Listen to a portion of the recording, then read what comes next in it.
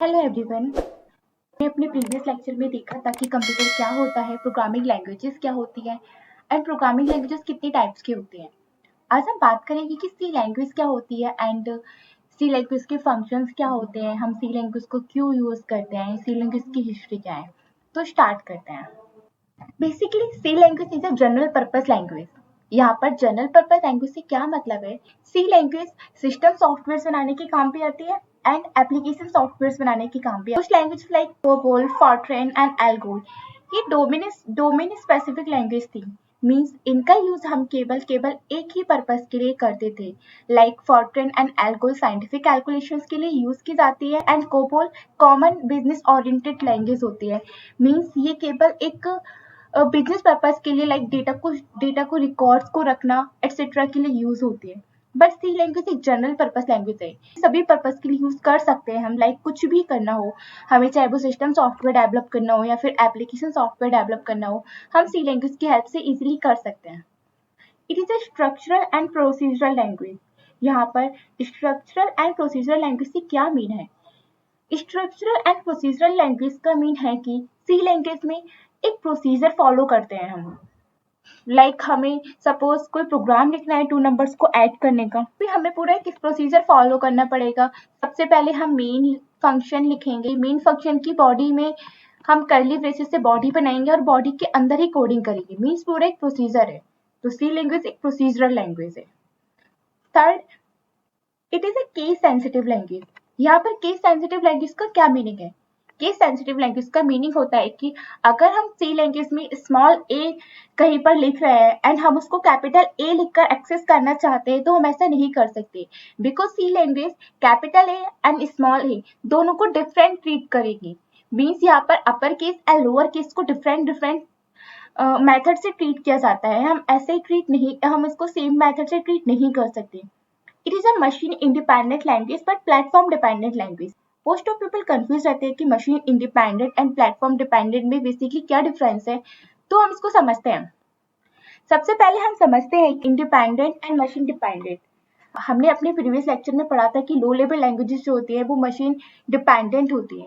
Means अगर हमने एक कंप्यूटर आर्किटेक्चर के लिए प्रोग्राम बनाया है तो हम उसे दूसरे कंप्यूटर आर्किटेक्चर पे रन नहीं करा सकते, बिकॉज वो रन ही नहीं होगा क्योंकि वो मशीन डिपेंडेंट होता है। लेकिन सी लैंग्वेज एक हाई लेवल लैंग्वेज है, इसलिए ये मशीन इंडिपेंडेंट है। मशीन इंडिपेंडेंसी मीन्स ये है कि अगर आपने सी लैंग्वेज को एक कंप्यूटर आर्किटेक्चर पर रन कराया है तो आप उसी प्रोग्राम को दूसरे कंप्यूटर आर्किटेक्चर पे रन करा सकते हैं। सपोज आपने उसे AMD के आर्किटेक्चर पे रन कराया है, आप चाहते हैं कि आप उसको इंटेल के आर्किटेक्चर पे रन कराएं तो वो इजिली रन हो जाएगा। ये मशीन इंडिपेंडेंट हो गया। अब समझते हैं कि प्लेटफॉर्म डिपेंडेंट क्या होता है। बेसिकली प्लेटफॉर्म का मीनिंग क्या होता है? तो सी लैंग्वेज में जो प्लेटफॉर्म का मीनिंग होता है, हम उसको OS प्लस हार्डवेयर, इन दोनों को हम प्लेटफॉर्म कह सकते हैं सी लैंग्वेज में। प्लेटफॉर्म डिपेंडेंट का मीनिंग है कि आपने सी लैंग्वेज के प्रोग्राम को जिस ऑपरेटिंग सिस्टम पर कंपाइल किया है, आप उसको केवल उसी ऑपरेटिंग सिस्टम पर रन करा सकते हैं। अगर आप उसे दूसरे ऑपरेटिंग सिस्टम पे कराना चाहते हैं तो आपको उसको दूसरे ऑपरेटिंग सिस्टम की कंपाइलर से कंपाइल करना पड़ेगा। सपोज आपने उसको विंडो के ऑपरेटिंग सिस्टम पे कंपाइल किया उसके प्रोग्राम को, तो विंडो के ऑपरेटिंग सिस्टम में क्या होगा, कंपाइल करने के बाद पूरा एक प्रोसेस होगा, उसके बाद .exe फाइल बनेगी।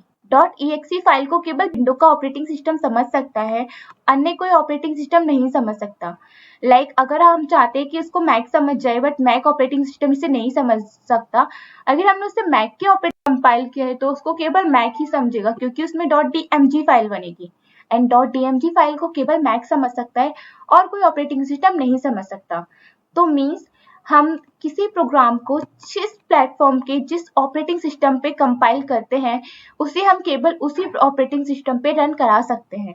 यह हो गया platform dependent and machine independent language. C is a middle level language as it contains the features of high level language and low level language।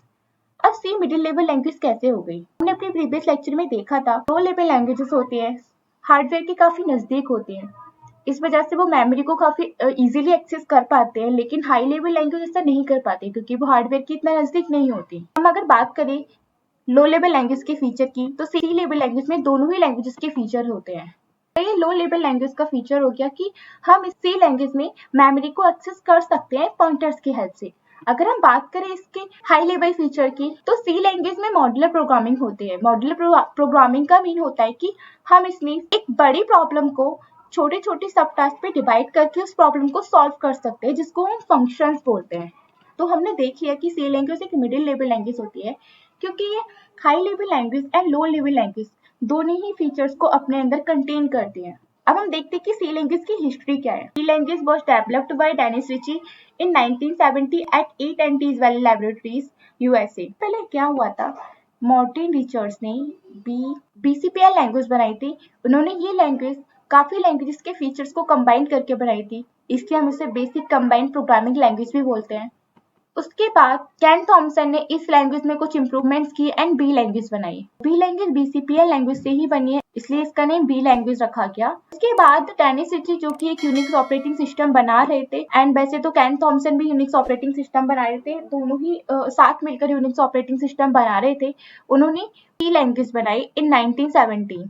Basically C language Unix operating system बनाने के लिए ही develop की गई थी, तो ऐसी सी language बनी थी। Characteristics of C language. C language is a middle level language, so it is suitable for writing both application programs and system programs. ये हम देख चुके हैं ऑलरेडी कि C language से हम application programs and system programs दोनों ही बना सकते हैं। एज एन ऑपरेटिंग सिस्टम बना रहे हैं, डिवाइस ड्राइवर्स बना रहे हैं, तो मीन्स हम ये सिस्टम प्रोग्राम्स राइट कर रहे हैं। अगर हम कैलकुलेटर बना रहे हैं, VLC मीडिया प्लेयर बना रहे हैं, फिर कुछ और बना रहे हैं, मीन्स हम ये एप्लीकेशन प्रोग्राम्स बना रहे हैं। तो सी लैंग्वेज हम दोनों ही बना सकते हैं, बिकॉज ये एक मिडिल लेवल लैंग्वेज है। With the help of pointers हम इसमें मेमोरी को भी एक्सेस कर सकते हैं, एंड इसमें मॉड्यूलर प्रोग्रामिंग कर सकते हैं। ये यूजर फ्रेंडली है, ये काफी ज्यादा प्रोग्रामर फ्रेंडली है, एंड इसमें हम मॉड्यूलर प्रोग्रामिंग कर सकते हैं। मीन्स इसमें हाई लेवल प्रोग्रामिंग के भी, हाई लेवल लैंग्वेज के भी फीचर्स हैं। तो ये एक मिडिल लेवल लैंग्वेज हो गई। Is a small language consisting only 32 English words which are known as keywords. Language में 32 कीवर्ड्स होते हैं। बेसिकली इंग्लिश वर्ड्स की तरह ही होते हैं, क्योंकि इनमें इंग्लिश वर्ड की तरह ही इनका मीनिंग होता है। लाइक इफ का हमें पता है मीनिंग क्या होता है, एल्स का पता है, वॉइड का क्या पता है हमें मीनिंग होता है इंग्लिश में, तो ये इंग्लिश की तरह ही होते हैं, इसलिए हम इनको कीवर्ड्स बोलते हैं। Programs are easy to extend, means if you want to add some more features and operations in already written program that it can be easily added. इसका मतलब हुआ कि मान लो कि कोई प्रोग्राम आपने लिखा हुआ है सी में 2 नंबर्स को ऐड करने का। अगर आप चाहते हैं कि इस प्रोग्राम को और एक्सटेंड करना, तो आप इसमें और भी फीचर्स जोड़ सकते हैं। लाइक आप इसमें एवरेज बना सकते हैं, 5 का एवरेज निकालना है तो 5 नंबर्स को ऐड किया प्लस 5 से डिवाइड कर दिया, ठीक है। तो ये काफी एक्सटेंडेबल होता है, आप इसमें कितने भी फीचर्स जोड़ सकते हैं, आप फर्दर इसमें प्रोग्राम जोड़ सकते हैं। C language is statically type language because the type of variable is checked at the compilation time, not the runtime. Means it requires to declare data type of a variable before be used. इसका mean क्या है कि हमें सी language में अगर कोई data type use करना है, तो हमें पहले ही लिखना पड़ेगा कि हम कौन सा डेटा टाइप यूज कर रहे हैं। स्टैटिक टाइप लैंग्वेज है माइन। लाइक हमें 2 नंबर को ऐड करने का प्रोग्राम बनाना है, तो सबसे पहले हमें लिखना पड़ेगा कि हम कौन से नंबर्स ले रहे हैं, इंट ले रहे हैं या फ्लोट ले रहे हैं। बिकॉज ये स्टैटिक टाइप लैंग्वेज है, इससे ये लैंग्वेज पहले ही चेक करती है कि हमने कौन सा डेटा टाइप लिया है।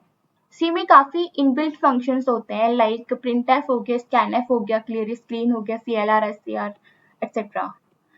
अब हम देखते हैं applications of C language. C language के एप्लीकेशंस क्या है? For designing operating system. C language operating system design करने में यूज होती है, तो सभी को पता है हमें, क्योंकि ये तो बना ही गई थी यूनिक्स ऑपरेटिंग सिस्टम को डिजाइन करने के लिए।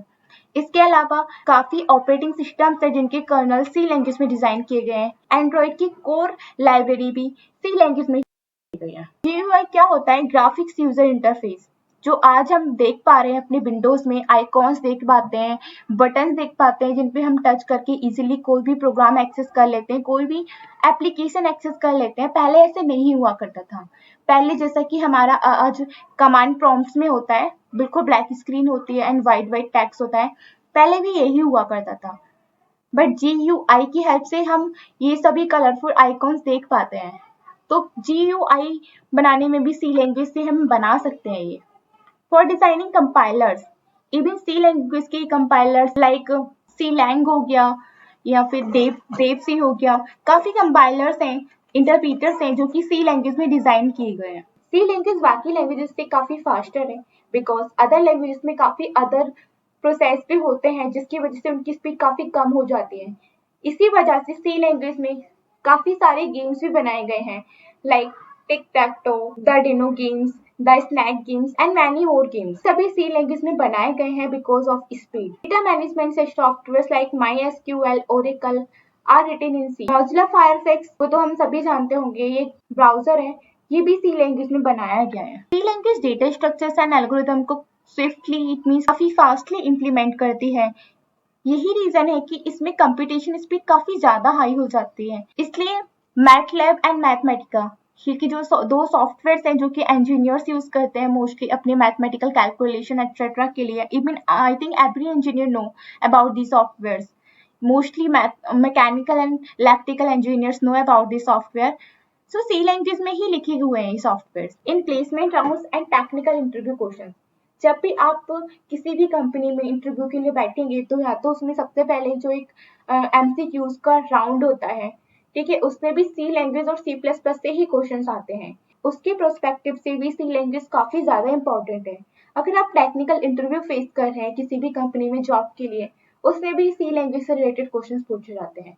तो एज ए स्टूडेंट हमारे लिए सी लैंग्वेज काफी ज्यादा इंपॉर्टेंट है बिकॉज हमें प्लेसमेंट्स वगैरह में बैठना है। So C language is really important for those. I hope आपको समझ में आया होगा कि सी लैंग्वेज क्या होती है, machine independent and platform dependent क्या है, सी लैंग्वेज के फीचर्स क्या हैं एंड हमें सी लैंग्वेज क्यों सीखनी चाहिए, सी लैंग्वेज क्यों इंपॉर्टेंट है। अगर आपको कोई भी डाउट हो तो प्लीज आप मुझे कमेंट करके बता सकते हैं। I will try to abate your doubts. Thank you so much for watching this lecture.